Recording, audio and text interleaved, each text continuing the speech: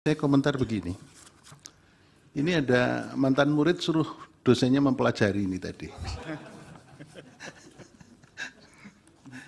Ya, salah satu murid di Undip, yang kemudian juga Pak Hasim itu asisten saya. Jadi ini kok saya suruh mempelajari.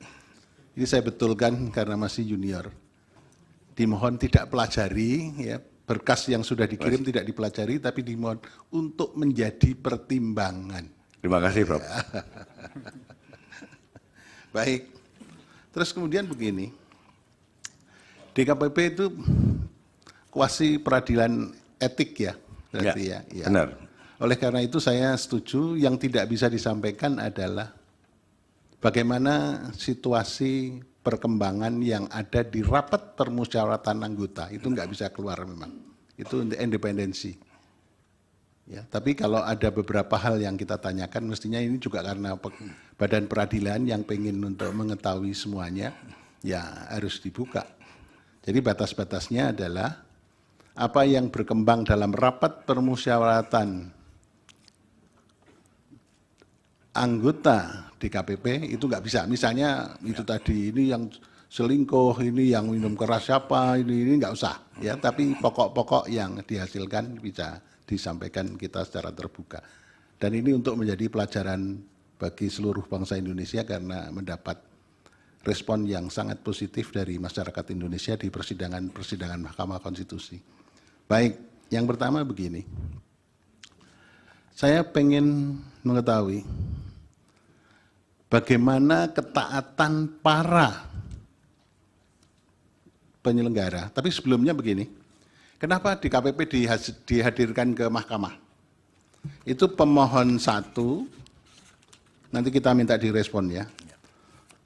Pemohon 1 itu di dalam dalilnya mengatakan begini, lumpuhnya independensi penyelenggara pemilu akibat intervensi kekuasaan dan intervensi kekuasaan dalam pencalonan paslon nomor 2. Itu. Jadi kenapa DKPP diundang ke sini? Karena itu. Jadi pemohon 1 itu mendalilkan lumpuhnya independensi penyelenggara pemilu akibat intervensi kekuasaan. Sedangkan pemohon 2 itu mendalilkan begini, ketidakefektifan dan keperpihakan penyelenggara pemilu. Di dalam salah satu uraiannya mengatakan ada kolaborasi antara ketiga lembaga yang hadir di sini. KPU, Bawaslu, dan DKPP. Ini tiganya bermain untuk kepentingan bersama, yang nggak tahu untuk apa itu ya. Itu ada dalil itu. Sehingga DKPP dipanggil ke mahkamah untuk memberikan penjelasan. Persoalan yang harus dijawab pertama, bagaimana kepatuhan ketaatan adresat putusan DKPP. Ya, kemudian yang kedua, ini kembali ke atas, persoalan yang menyangkut pencalonan.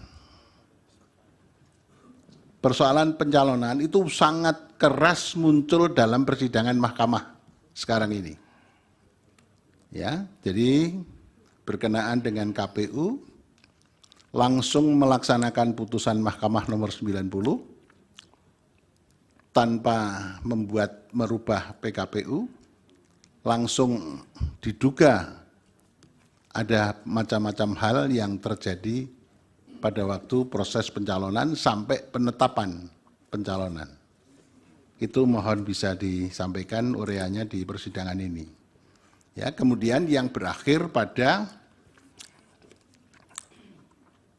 amarnya, kemarin itu juga muncul di persidangan ini, amarnya yang pertama, memberi sanksi kepada seluruh anggota KPU dengan teguran tertulis, ya, teguran keras, gitu.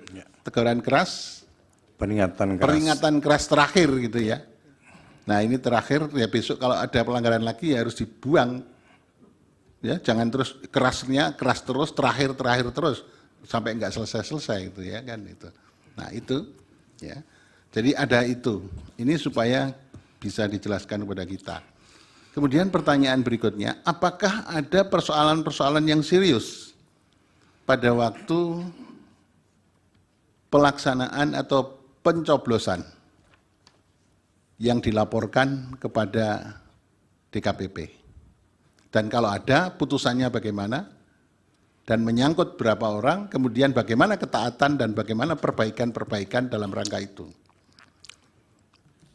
Kemudian yang berikutnya, apakah ada persoalan-persoalan etika yang dilaporkan pada waktu penghitungan suara sampai ke rekapitulasi suara, baik di tingkat TPS, di tingkat PPK, sampai di tingkat kabupaten kota, provinsi, dan tingkat nasional.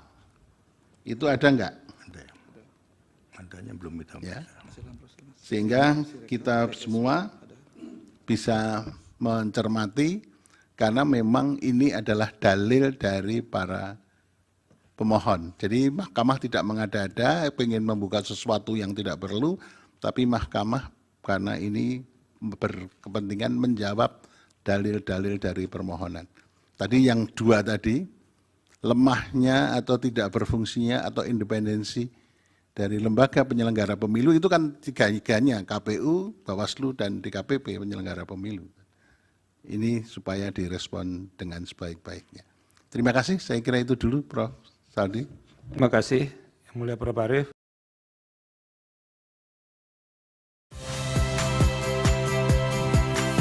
Saya Ihsan Sitorus. Saksikan program-program Kompas TV melalui siaran digital, pay TV, dan media streaming lainnya. Kompas TV, independen, terpercaya.